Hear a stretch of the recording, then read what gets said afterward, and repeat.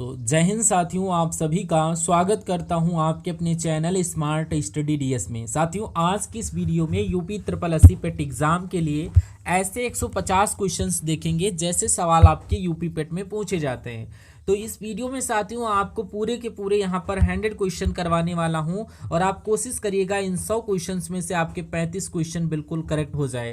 Target आपको 100 में से 35 का दे रहा हूँ और सवाल सबसे इंपॉर्टेंट है, जैसे आपके एग्जाम में आपसे पूछे जाएंगे हूबहू साथियों वैसे क्वेश्चन है। तो क्लास आपकी स्टार्ट हो चुकी है। बहुत तेजी के साथ साथियों हम लोग क्वेश्चंस को देखेंगे। कह रहा है कौन सा ग्रह सूर्य से सबसे दूर स्थित है। तो मैं कहूंगा साथियों जो वरुण ग्रह है, वरुण ग्रह ये सबसे दूर स्थित है। वरुण को नेपच्यून ग्रह भी कहा जाता है। उसके अलावा अगर आपसे पूछा जाए कि सबसे नजदीक कौन सा ग्रह है सूर्य के, तो आपको बुध ग्रह बता देना है। अगला क्वेश्चन देखिए, कह रहा संविधान सभा के अध्यक्ष कौन थे। तो डॉक्टर राजेंद्र प्रसाद थे।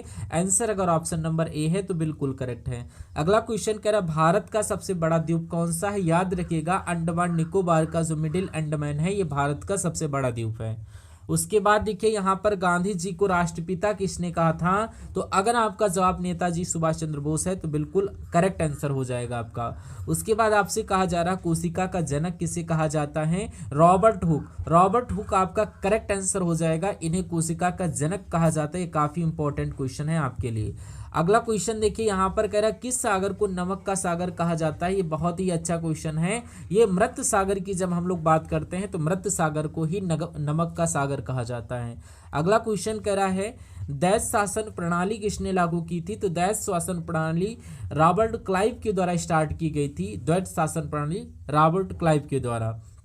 राज्यपाल किसके द्वारा नियुक्त किए जाते हैं। तो राष्ट्रपति के द्वारा, प्रधानमंत्री के द्वारा, मुख्यमंत्री के द्वारा, लोकसभा के अध्यक्ष के द्वारा। अगर आपका राइट आंसर राष्ट्रपति के साथ है तो बिल्कुल करेक्ट है। अगर आपसे पूछा जाए कि मुख्यमंत्री किसके द्वारा नियुक्त किया जाता है तो मुख्यमंत्री ये राज्यपाल के द्वारा नियुक्त किए जाते हैं।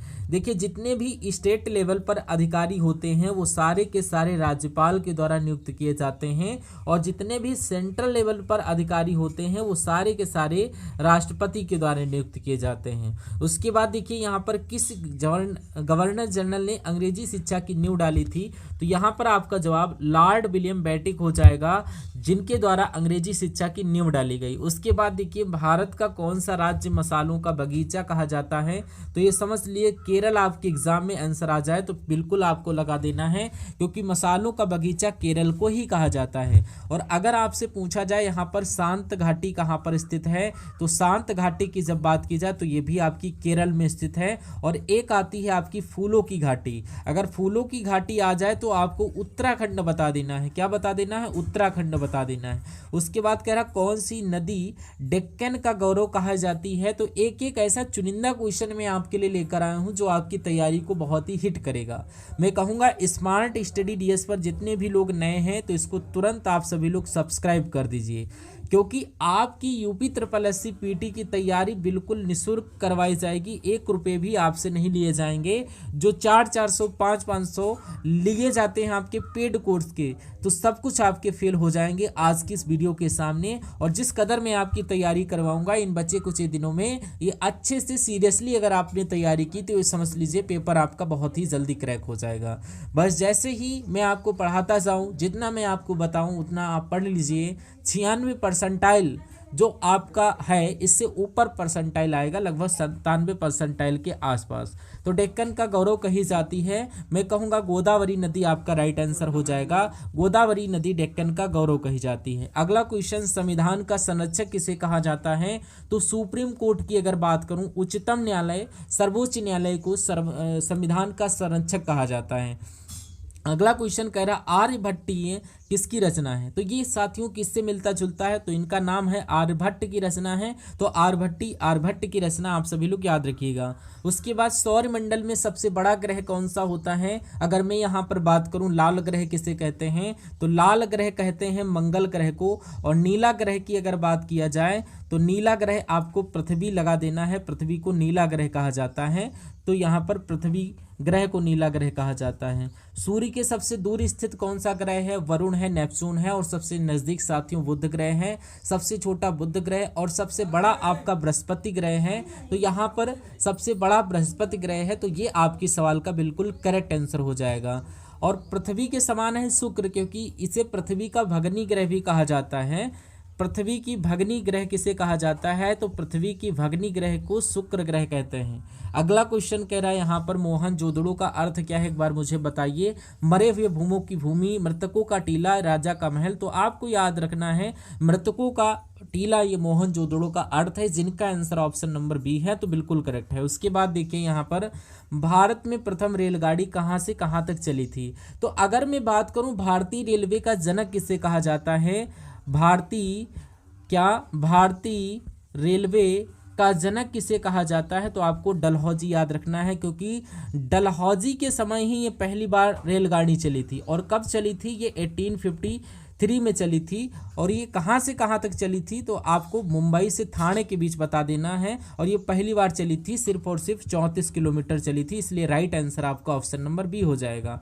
अगला क्वेश्चन कह रहा है लोकतंत्र का पालना किसे कहा जाता है, बताइए। तो यहाँ पर यूनान ग्रीस को कहते हैं। बिल्कुल साथियों, लोकतंत्र का पालना यूनान ग्रीस को ही कहा जाता है। अगला क्वेश्चन कह रहा है Guinness book of world record की शुरुआत कब साथियों हुई थी, आप एक बार मुझे बताइए। यहाँ पर एक बात आपको याद रखना है, 1955 की अगर बात करें तो Guinness book of world record की शुरुआत 1955 में ही हुई थी। उसके बाद देखिए भारत में पहला कंप्यूटर कब आया, एक बार मुझे बताइए। 1955, 56, 60 या 65? तो आपको याद रखना है 1955 आपका राइट आंसर हो जाएगा। ए के साथ भारत में पहला कंप्यूटर 1955 में आया। भारत में सबसे लंबा रेलवे प्लेटफॉर्म कहाँ पर है? अगर राज्य की बात करें तो कौन से राज्य में साथियों भारत का सबसे लंबा प्लेटफॉर्म है, तो मैं कहूँगा कर्नाटक में है। और कौन सा रेलवे प्लेटफॉर्म? तो ये हावड़ा रेलवे प्लेटफॉर्म जो दुनिया का सबसे लंबा रेलवे प्लेटफॉर्म बन चुका है, ये कर्नाटक में है, इससे पहले गोरखपुर में था। उसके बाद देखिए भारत में पहला डाक टिकट कब जारी किया गया? अगर आपसे एग्जाम में क्वेश्चन पूछ लिया जाए तो 1852 आपको बता देना है। भारत का पहला डाक टिकट 1852 में ही जारी किया गया था।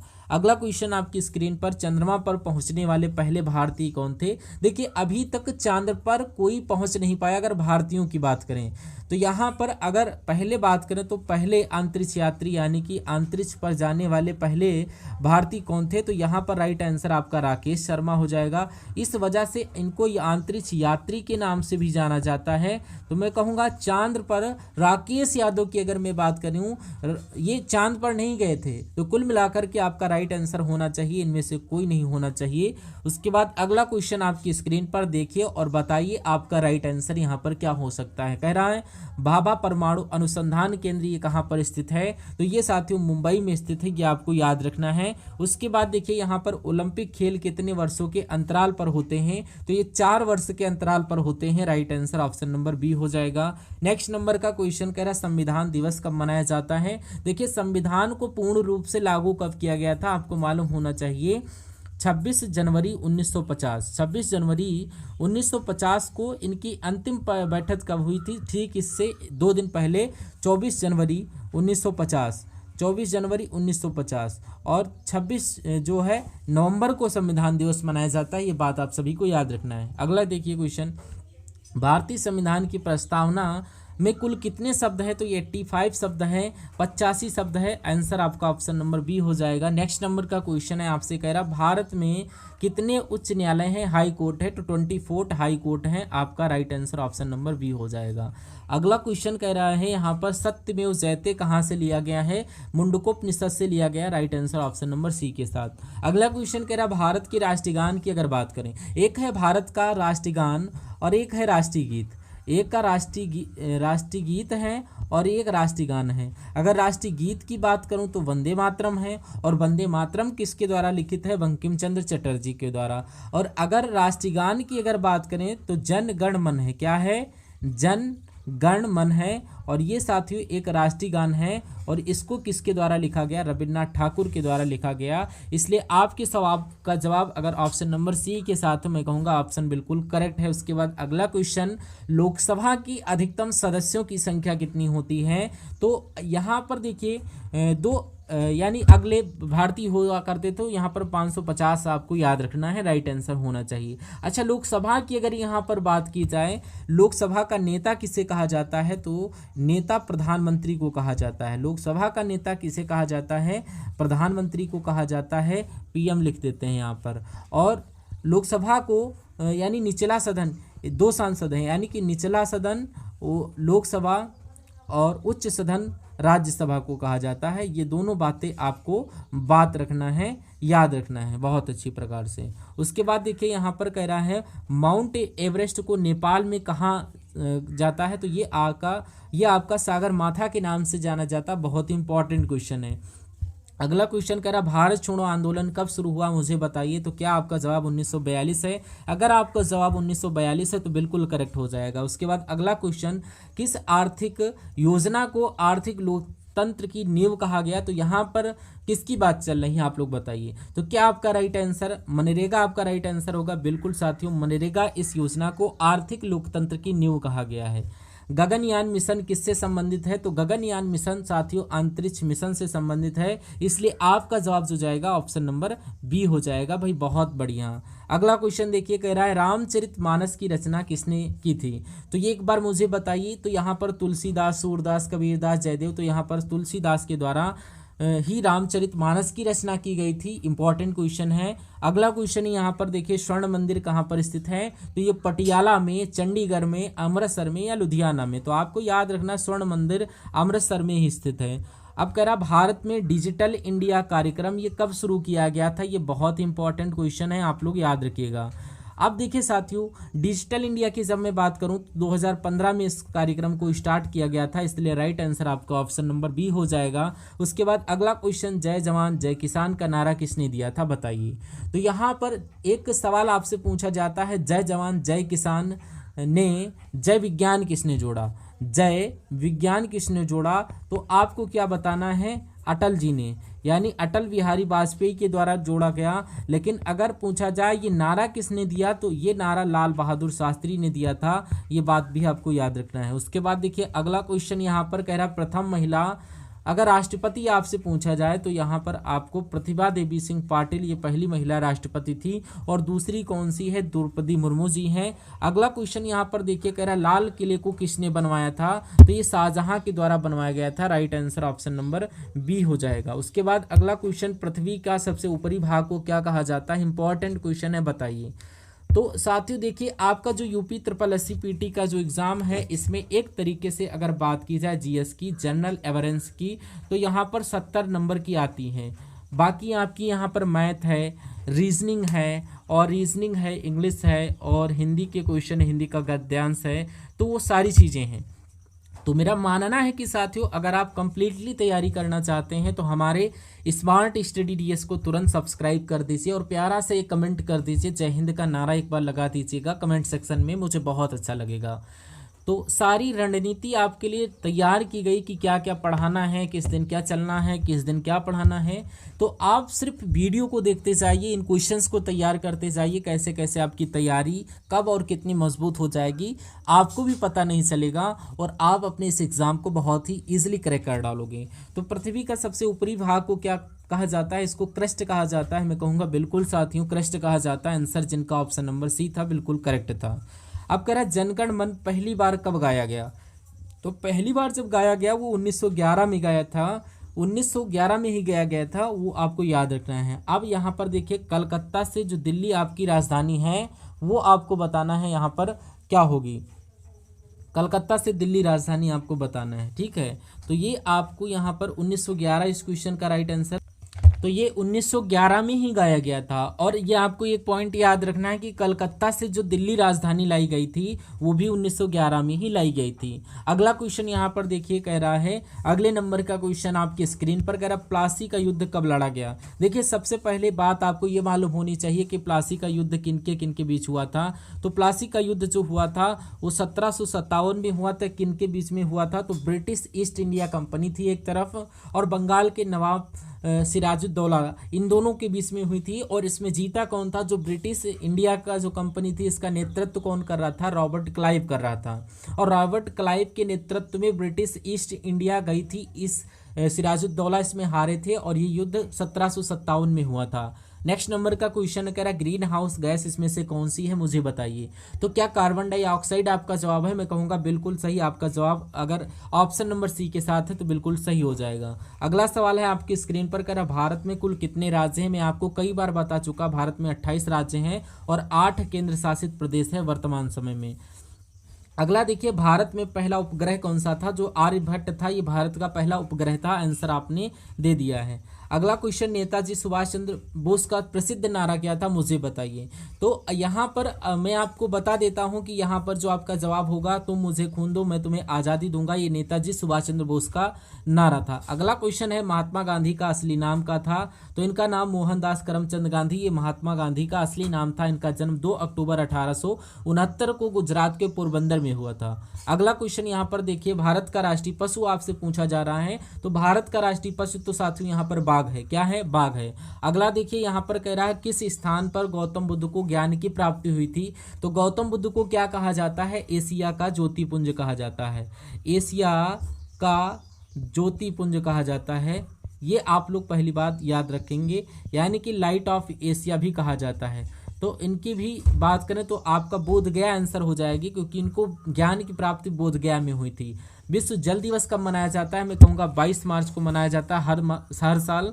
अगला सवाल कह रहा प्रथम एशियाई खेल कहाँ पर आयोजित किए जाते हैं बताइए। तो ये नई दिल्ली में हुआ था प्रथम एशियाई खेल, और ये कब हुए थे? 1951 में पहली बार ये खेल हुआ था नई दिल्ली में। उसके बाद यहाँ पर अगला क्वेश्चन ये आपकी स्क्रीन पर करा, भारत में कुल कितने केंद्र शासित प्रदेश है? ये बात मैंने आपको अभी बताई थी। मैंने आपको बताया था 28 राज्य हैं, और यहाँ पर इस क्वेश्चन का right answer option number C के साथ जाना चाहिए। ठीक है, नेक्स्ट नंबर का क्वेश्चन आपकी स्क्रीन पर देखिए, आपसे क्या कहा जा रहा है।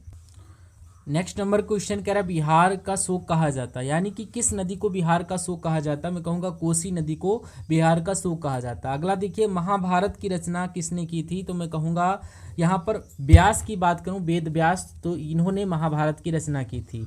अब यहाँ पर कह रहा है अगला क्वेश्चन, कौन सा तत्व दांत और हड्डियों का मुख्य घटक है? तो यहाँ पर कैल्शियम आपका जो तत्व है ये दांत और हड्डियों का मुख्य घटक है।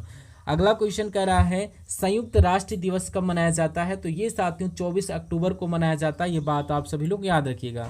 उसके बाद देखिए, विश्व का सबसे बड़ा महाद्वीप कौन सा है? तो ये जो एशिया महाद्वीप है ये विश्व का सबसे बड़ा महाद्वीप है। उसके बाद देखिए अगला सवाल, नालंदा विश्वविद्यालय किस राज्य में स्थित है? ये तो बहुत इंपॉर्टेंट क्वेश्चन है, आप लोग याद रखेंगे। बिहार में स्थित है नालंदा विश्वविद्यालय। अगला क्वेश्चन, भारतीय राष्ट्रीय कांग्रेस की स्थापना 1885 में हुई थी। अगला क्वेश्चन कह रहा भारत का सबसे ऊंचा जलप्रपात कौन सा है? जोग जलप्रपात है। अगला क्वेश्चन यहाँ पर देखिए, कह रहा हरित क्रांति का जनक किसको जाना जाता है? तो यहाँ पर ये ओरल क्वेश्चन है, MS स्वामीनाथन आप लोग लगा दीजिएगा। अब रक्तदान दिवस आपसे पूछा जाए तो ये भी इम्पोर्टेंट क्वेश्चन है, 14 जून को आपको याद रखिएगा। और शून्य का आविष्कार आपका भास्कराचार्य आर्यभट्ट, तो यहाँ पर आर्यभट्ट आपको याद रखना है, आर्यभट्ट के द्वारा शून्य का आविष्कार किया गया था। और यहाँ पर देखिए संयुक्त राष्ट्र दिवस कब मनाया जाता? क्वेश्चन अभी मैंने करवाया, आप लोग रिपीटेड क्वेश्चन देख लीजिएगा। और भारत का सबसे बड़ा मेला ये कहाँ लगता है? तो ये भी आप लोग याद रखिएगा। और देखिए ये सारे क्वेश्चन मैं आपको बता देता हूँ। नालंदा विश्वविद्यालय अगर आपसे पूछा जाए तो आप लोग बताइएगा नालंदा विश्वविद्यालय किस राज्य में स्थित है? तो ये तो बहुत इंपॉर्टेंट क्वेश्चन है, आप लोग याद रखिएगा, बिहार में स्थित है नालंदा विश्वविद्यालय। अगला क्वेश्चन है भारतीय राष्ट्रीय कांग्रेस की स्थापना कब हुई थी? तो ये 1885 में हुई थी। भारत का सबसे ऊंचा जलप्रपात की अगर बात की जाए तो कौन सा है? जोग जलप्रपात है। नेक्स्ट नंबर का क्वेश्चन देखिए, हरित क्रांति के जनक के रूप में किसे जाना जाता है? तो अगर आपका जवाब MS स्वामीनाथन है तो बिल्कुल सही हो जाएगा। अगला क्वेश्चन, रक्तदान दिवस कब मनाया जाता है? ये भी इंपॉर्टेंट क्वेश्चन है, तो 14 जून को मनाया जाता है रक्तदान दिवस। शून्य का आविष्कार किसने किया था? तो आपको आर्यभट्ट बता देना है। नेक्स्ट नंबर का क्वेश्चन आपकी स्क्रीन पर कह रहा है वंदे मातरम गीत किसने लिखा था? तो वंदे मातरम गीत किसने लिखा? तो मैं कहूँगा बंकिम चंद्र चटर्जी की अगर बात करें तो यहाँ पर वंदे मातरम गीत लिखा था, राइट आंसर भी होगा। भारत का सबसे बड़े मेले की बात करें तो ये कुंभ मेला है, दशहरा मेला, पुष्कर मेला, तो यहाँ पर गंगा मेला। तो कुंभ मेला ये भारत का सबसे बड़ा मेला कहलाया जाता है। अशोक स्तंभ अगर आपसे पूछ लिया जाए कहाँ स्थित है तो ये सारनाथ में स्थित है, आप सभी लोग याद रखिएगा। भारत की पहली जनगणना जब हुई थी ये कब हुई थी? ये आपको पहली बार जनगणना जो की गई थी वो 72 में हुई थी, लेकिन पहली बार नियमित जो जनगणना हुई थी व्यवस्थित, वो 1881 में हुई थी। तो इस सवाल का जवाब ऑप्शन नंबर ए हो जाएगा। अगला देखिए, कह रहा अमर जवान ज्योति ये कहाँ पर स्थित है, तो ये इंडिया गेट पर आपका राइट आंसर भी हो जाएगा। आपका अगला क्वेश्चन कह रहा संविधान का मूल कर्तव्य किस अनुच्छेद में है, तो अनुच्छेद 51 का जो ए है ये हो जाता है। अगला क्वेश्चन, किस क्रांति को सफेद क्रांति कहा जाता है, तो दुग्ध उत्पादन जो है इसको सफेद क्रांति के नाम से जाना जाता है। अगला सवाल है, किसी भारतीय संविधान का वास्तुकार कहा जाता है, तो मैं कहूँगा डॉक्टर राजेंद्र प्रसाद को नहीं, पंडित जवाहरलाल नेहरू को नहीं, डॉक्टर BR अम्बेडकर को भारतीय संविधान का वास्तुकार कहा जाता है। अगला देखिए यहाँ पर, जलियांवाला बाग हत्याकांड कब हुआ था, तो ये आपका कब हुआ था ये आपको मालूम होना चाहिए, 1919 में आपका हुआ था, मालूम है। आपका अगला क्वेश्चन, भारत का राष्ट्रीय वृक्ष कौन सा है, तो भारत का राष्ट्रीय वृक्ष साथियों ये बरगद का पेड़ है, बरगद आपका बिल्कुल करेक्ट आंसर हो जाएगा। नेक्स्ट नंबर का क्वेश्चन, पृथ्वी दिवस कब मनाया जाता है, तो ये 22 अप्रैल को मनाया जाता है। अगला देखिए साथियों, किसे भारतीय अंतरिक्ष कार्यक्रम का जनक कहा जाता है, तो क्या विक्रम साराभाई आपके सवाल का जवाब होगा। मैं कहूँगा बिल्कुल विक्रम साराभाई को भारतीय अंतरिक्ष का कार्यक्रम का जनक कहा जाता है। भाभा एटॉमिक रिसर्च सेंटर की स्थापना कब हुई थी, तो 1954 में हुई थी, बिल्कुल सही साथियों, 1954 में हुई थी। अगला क्वेश्चन, राष्ट्रीय आय की गणना कौन करते हैं, तो राष्ट्रीय आय की गणना केंद्रीय सांख्यिकी संगठन के द्वारा की जाती, राष्ट्रीय सांख्यिकी कार्यालय यहाँ पर लिखा है, तो ये भी आपका राइट आंसर होगा। अगला क्वेश्चन, भारत का सबसे बड़ा पुस्तक का मेला कहाँ पर लगता है, तो दिल्ली याद रखिएगा।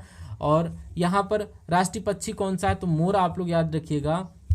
अगला, पानीपत की तीसरी, भारत के पहले राष्ट्रपति डॉक्टर राजेंद्र प्रसाद, भारत की पहली महिला प्रधानमंत्री यहाँ पर इंदिरा गांधी। अगला क्वेश्चन कह रहा है यहाँ पर भारत रत्न की शुरुआत कब हुई थी, 1954 से, तो आपका करेक्ट आंसर आपका 1954 ही हो जाएगा, जहाँ पर भारत रत्न की शुरुआत की गई थी।